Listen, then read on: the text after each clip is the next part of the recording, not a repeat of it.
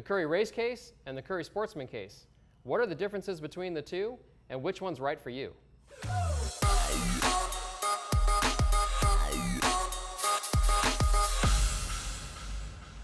Hi, I'm John Henson for Currie Enterprises, and today we're going to go over two of our most popular third member cases that we use in the muscle car world today. The Currie Sportsman case and the Currie race case. Now, you'll notice right away a couple of the differences visually, which are probably the most important differences, is the additional ribbing that's been added to the Currie race case. What we're trying to do here is we're trying to prevent the case from deflecting and moving. In a very high horsepower application or even an off-road application, this case can move and flex, and we don't want that. When that happens, you can either break a ring gear, break a locker, or both. With the Currie Sportsman case, we recommend this for under 600 horsepower.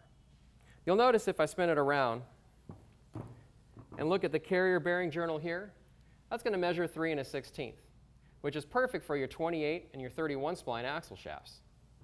For the Currie race case, the bearing journal actually measures 3 1/4 diameter. Now, that's perfect for a 35 or 40 spline axle, which we say is great for an application that's over 600 horsepower. If you have any questions in regards to what's the best case for you, please send us an email, give us a call, or leave a comment below.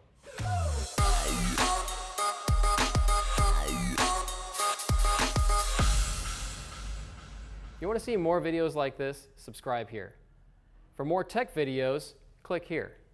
And for more Currie content, click here. Thanks for watching, guys.